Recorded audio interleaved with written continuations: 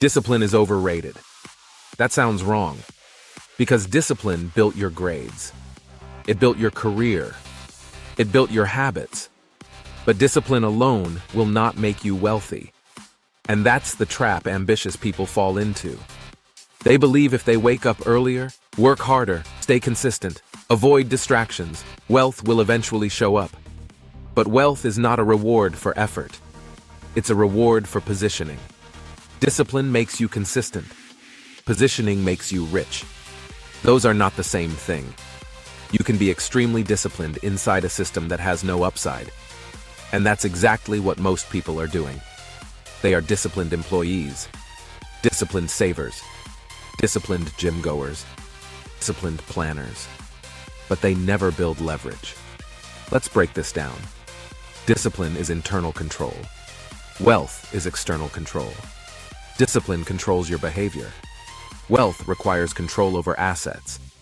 You can wake up at 5 a.m. every day, work 12 hours, avoid all distractions, track every expense, invest carefully, and still cap your upside. Because discipline does not change structure. Ownership changes structure. The most disciplined person in the world, working inside someone else's system, is still capped by that system. That's the uncomfortable truth. Discipline without leverage creates burnout. Discipline with leverage creates scale. Ambitious people love discipline because it feels pure. You can measure it, you can brag about it, you can post about it. But the wealthy rarely talk about discipline. They talk about equity, ownership, distribution, scale, asymmetric bets. You can be disciplined for 20 years and never own a single appreciating asset. And that is the silent failure. Here's another problem. Discipline makes you good at maintaining stability. Wealth often requires instability, risk, uncertainty, reputation exposure, public mistakes. Disciplined people avoid instability. They prefer control. But control inside a fixed system does not create upside. It creates predictability. Predictability feels safe. Safe rarely builds wealth. Now here's where people misunderstand.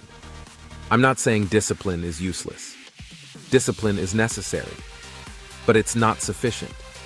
It's the engine, not the vehicle. If you attach discipline to a low-ceiling structure, you accelerate toward average. If you attach discipline to ownership, you accelerate toward scale. Most people never question the structure. They only question their effort. They say, I need to try harder. I need more consistency.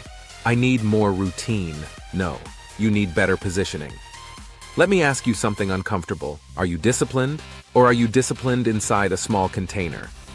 Because if your income stops when you stop, discipline is just helping you survive, not expand. The wealthy think differently. They ask, what can I build once that pays repeatedly? Discipline is then applied to building that, not to maintaining employment. That's the pivot. Another hidden issue. Discipline can create ego. You feel superior because you're consistent.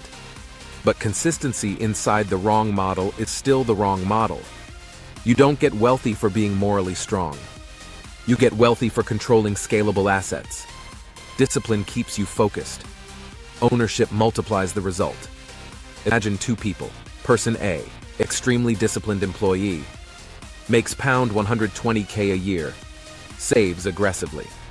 Person B, moderately disciplined entrepreneur, owns 30% of a scalable product. 10 years later, who has more upside? The one with leverage, not necessarily the one with stronger habits. And this is where most ambitious people get uncomfortable. Because discipline feels earned. Ownership feels uncertain. But uncertainty is where scale hides. Here's the shift. Stop worshiping discipline. Start worshiping leverage. Keep discipline, but aim it at equity. Aim it at distribution. Aim it at building something that grows without your hours. Otherwise, you'll wake up at 45, still disciplined, still respected, still stable, and still capped.